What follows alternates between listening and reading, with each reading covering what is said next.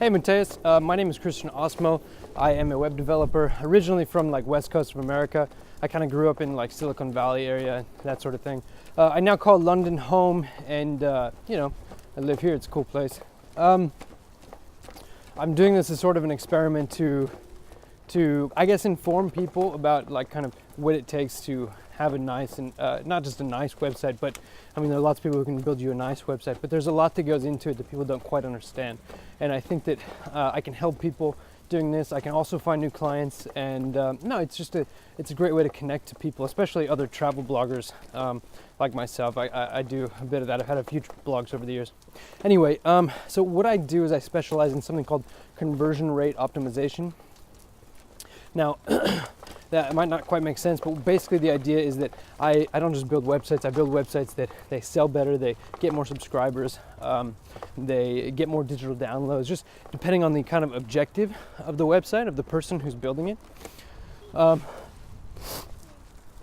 And so I'm just going to go ahead and guide you through, kind of how your website can improve. I won't comment on the design of your website because that's kind of subjective, and I don't really get too far into that. I think that there are lots of good designs that do sell well. I have some clients who make 7 figures who the website looks like garbage, and the reason is because we've done test after test after test, and that's just what sells. That's not always the case, but it can be. So what I'm going to guide you through here is how to get more of what you want out of your website. That's the objective here. Now I'm doing this on my phone. And the biggest reason is because most traffic these days is on mobile phones. Now that might come as a surprise. I mean, it probably doesn't come as a surprise, but it does come as most people don't think about it when they build their websites. They build it for desktops first. But the thing is that if you go to a country like the United States, 75% of all traffic is mobile, of all internet traffic. And if you go to other places like Asia, Indonesia, for example, 91% of all internet traffic is mobile. And so it is very important, even more important than a desktop, it is very important to design your website for mobile. And so we get in this mode of thinking okay, we're going to design for desktop first and we'll think of mobile after. But no, not anymore, not in the last 5 years. You have to design for mobile first.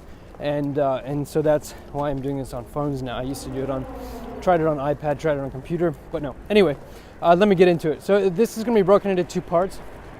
There's a visual part and a technical part. Let me just I'm on a walk right now. I need to figure out where I am. Hold on. Okay, cool.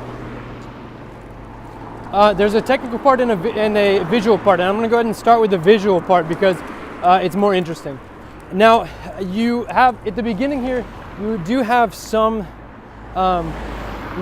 interesting visuals. Now, this doesn't mean how good or bad your visuals are again, but there's a basic formula that I believe. It is kind of the best way generically the best way. Every site's different, but generically the best way to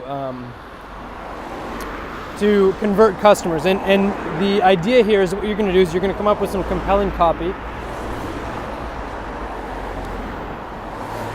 Some compelling copy, and by that I mean you're going to come up with something compelling to say on your website. You say who you are, what you do, and why the reader should care. But you say it in a couple of lines or less. Now I can see you've got part of that, but you don't have the whole thing. If you go to osmosislabs.com, this is my website, you'll see right here, I'm going to go ahead and take a screenshot. You'll see right here, you say our clients focus on what they do. This is, I have it reversed. This is the why you should care part. Now, because we handle the entire online experience, that's who we are. This is why you should care. And then finally, this is the call to action, the button at the bottom. This is why I want people to click on. So you have who we are, why you should care, and a call to action. Say, I want you to do this. I want you to click on this button for X, Y, and Z reason, right? Okay. The reason that it's in this format is because naturally, as humans, and I mean, at least in English speaking and Western and Spanish speaking English, Western civilization that reads from left to right, people naturally, at everything they do, at everything, when they look at a house, when they look at a building, when they look at a billboard, they read left to right, top to bottom. And the reason we do that is ingrained, I think, in our reading, but I don't know exactly. So the idea here, and this is what my data shows as well, this is where people's cursors go when they're looking at all of my websites. They go from left to right. This is obviously a tendency. It's not everybody every time, but it's a tendency. And this is where you're going to get the most amount of viewers. Left to right, most amount of attention. And you want to capture their attention in that order, from left to right, top to bottom. So come up with something really compelling. Let's say, let's go back to your website here. Come up with something really compelling. Let's say it's like, not until the day we travel begin to better understand the world. Now, I know who you are, so that sentence is great. I mean, not really, it's not great because it's too long, but it's good. It tells me who you are, but it doesn't tell me why I should care. So what you should say is something along the lines of, I like Unnavigated. I think it's a cool title. So if you were to say something like, let's see if I can come up with something off the top of my head. Like, let's see.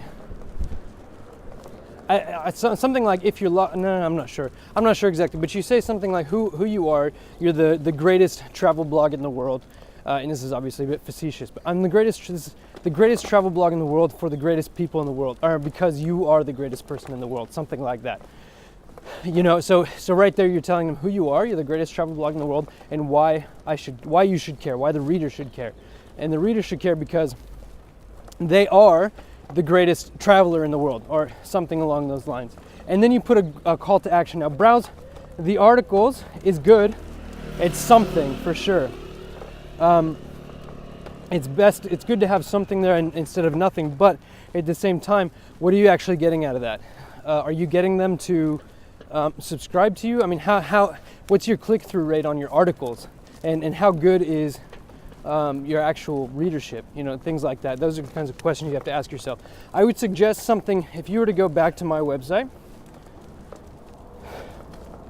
I do have Y osmosis, but eventually people wander into the free site analysis. That's really what I want them to click on. And so what happens when they click on this, I get around 90% of the people who get onto my website click one of those buttons, and that's the kind of conversion that we're dealing with those buttons, excuse me. And around 40% of the people who click on that button right there, end up right here. And this is where I want them, because if they fill out this form, I've got their email, I've got their foot in the door. And now, not everybody buys from me, but a majority buy from me, but a majority do get their email in there. And so the fact that I have their email means that I have kind of my grip on them. And that kind of, I made it sound like a bad thing. No, that's a good thing, because I'm offering a service that they can really benefit from. Okay? So the idea here, what you're doing is you're telling people who get to your webpage who you are, why they should care, and you're giving them a call to action, free site analysis. I can give you a lot of value with a free site analysis. And the free site analysis is actually what I'm doing for you right now. I used to do it in PDF form, but I'm doing it in video now. I'm experimenting with something new. Okay, so we go on here, we get to your website. The first thing that I should see is some compelling copy, and then a call to action. And that call to action could be an email thing. If it's like an email collection box, it should be something like you're giving away something for free. Ideally, you're going to give away something for free. I give away a free site analysis. Maybe you give away an ebook or a guide to, the best destinations in the world. Could be anything. And so ideally, you're going to give them a compelling reason to put in their email, not just or to push their button. Not something as vague and like get my latest updates, because that's kind of boring. Everybody does that, and you haven't sold me on why I should care about that yet. But if you give me something really valuable, like free stock images, my guide to X country or Y, whatever, then maybe I might be compelled to actually put my email in there just to see what it's like. And then you've got your foot in the door in terms of me. You can sell me something in the future, or you've got me on your email list. I don't need to tell you why that's important. Anyway, Continuing. Okay, this doesn't work, so that's already, oh, there we go. Great pictures. Yeah, cool. Complete guide to Chania and the Greek island of Crete. Travelers post-travel syndrome coming back home. 9 villages in Crete that show.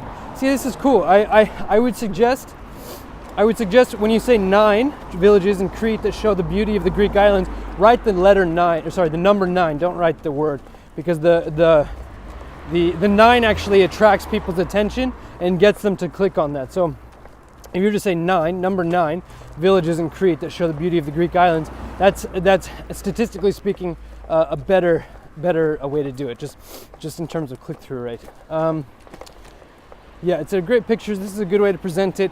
It works, it works. I mean, there's nothing I can say bad about it. Like I said, I'm not going to comment on like the aesthetic and everything, because that, as statistics have shown, is not as important as the features that I'm talking about. Okay, I think I've gone pretty well into the kind of visual aspect, so I'm going to go into the technical bit. This is going to come down to, I mean, very largely, this is going to come down to first your content management, first your server, second your content management system. They're both important, and so I always check the server first. Content management system is just important in terms of like how your website is coded and like how clean it is, that sort of stuff, in terms of like search engine optimization and what Google cares about, that sort of thing. I need to figure out where you are first. So, all right, sorry. Obviously I don't know where your audience is. Only you know that. Hold on one sec. I have to cross the street.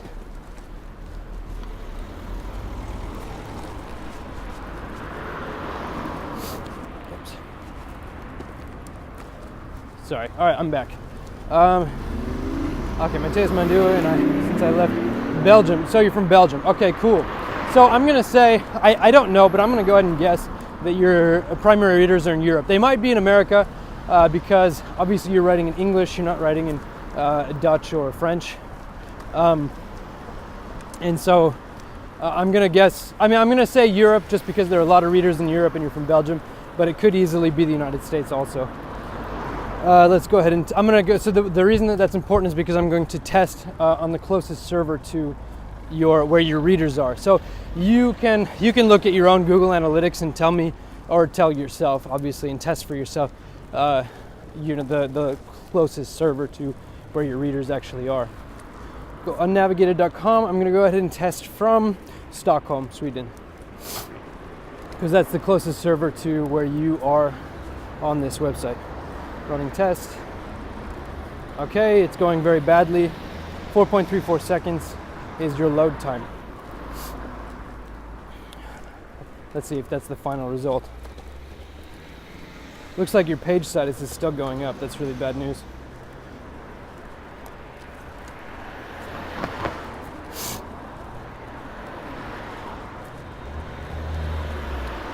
Your page size is still going up, but it looks like your website actually loaded in 4.34 seconds. So I'm going to go ahead and skip that. 4.34 seconds is not the worst I've seen, but it's also not that great. The biggest problem is probably going to be your server. I don't know who your host is. I could look at like your whois information, but sometimes that can be deceiving because, like GoDaddy, for example, has lots of like, child companies. But anyway, so 4.34 seconds, you got 14.9 megabytes in all is the size, which is actually pretty appalling. It should be much smaller than that. This is probably going to come down to your images, but I'll check in a second. So basically 4.34 seconds. If you're above 3 seconds, by the time your website is loaded, you've already lost 40% of your traffic. So I don't know if you're selling anything, but if you lose 40% of your traffic on an e-commerce store, you're not going to lose 40% of your business, but what you lose is about, 25%. It is, the 40% does tend to be the people who are like a bit less motivated to actually buy from you in the first place, but it is still something. And so it's important to keep that in mind. So you're losing 40% of your business right off the bat over 3 seconds. Over 4 seconds, it's probably more like half of your viewers are already gone before the page even loads. So if you have a high bounce rate, this is a huge contributor to that. And so that's a huge problem.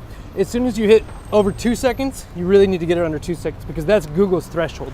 And now Google is obviously going to be the biggest driver of traffic around the internet, other than maybe Facebook, depending on exactly how you market yourself and everything. But if you are ranking low on Google, that means you're losing traffic also. So as soon as you hit over 2 seconds, you're above, which is the bad part. You're above Google's threshold, which means that Google sees you as a site with lacking authority. As soon as you're lacking authority by Google, I mean, that's obviously a really bad thing. Yeah. So over time, this may not matter like in the first few months of your blog, but over time, it's getting worse and worse and worse, and it gets harder and harder to rectify. So I don't know how long you've been around, but it's been longer than a few months. So it's time to switch to a different server. And if you want to gain traffic, if you ever want to make money with your blog, etc. That's not to say you can't make money with this, but you're definitely missing out. That's all I'm saying. Okay, so next thing, that's the speed. So a big contributor to the speed is going to be your server. Your second biggest contributor to speed is probably going to be your page size. You have 14.9 megabytes. That's probably, I can actually see right here. Yes, your images are only 3.4 megabytes. I try to get my websites under 2 megabytes total, so your images by themselves are almost twice as big as like my entire website. And so that's a big problem. But you also have under there 11.2 megabytes of other. Now, obviously other is not something, I don't know what it is. But that's also a big problem. So I would suggest probably switching content management systems, and that's going to be the next bit of this. It's taking a while to get here. So let's see. I'm going to go ahead and check your content management system. I know most websites are WordPress these days, but let's just check.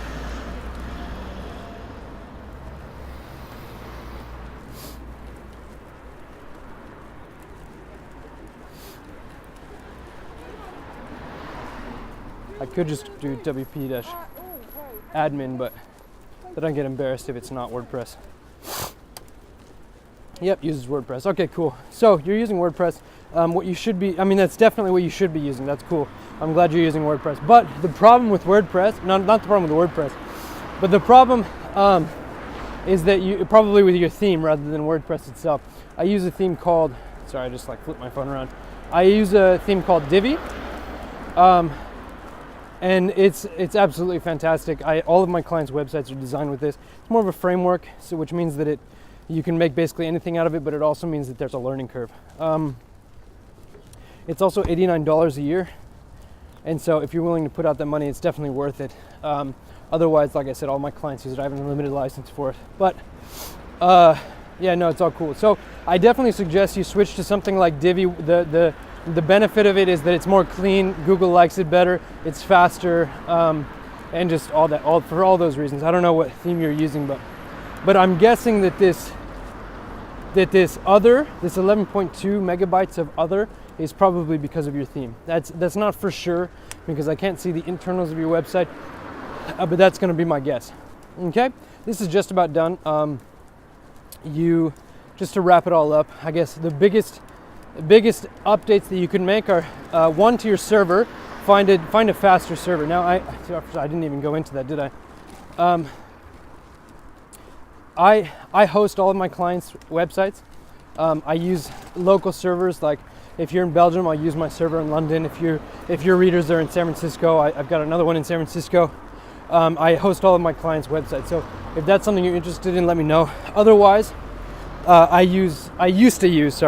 back before I hosted all my clients' websites, I used to use WP Engine. They're expensive, but they're freaking fast. They're really, really good. And so you won't be disappointed if you switch to them. It's $29 a month. It's not cheap, but it's certainly, it's worth it. It's worth it, I'll say that. As long as you have traffic to support it, it's worth it. Sorry, as long as you want to, if you want traffic to support it in the future, it's worth it. And yeah, that's basically it. So my top suggestions, let's go back to your website. Oh shoot, I forgot. My top suggestions are to, 1, get a better server. 2, switch to a better theme, something like Divi. 3, reduce the image size on your website. I don't know why. I don't know. These don't need to be that big, and you can use a tool like compressor.io to compress your images. This is a great way to do it. This can compress your images like sometimes like 80%. I mean, it's really incredible. And they do have a lossy and a lossless compression algorithm, which means that you can choose which one you want. The lossy one does compress it to a point where it's, you know, to a point where the what's it called? Where the like quality is affected. But it's not as noticed. It's okay for, especially for small images on a website.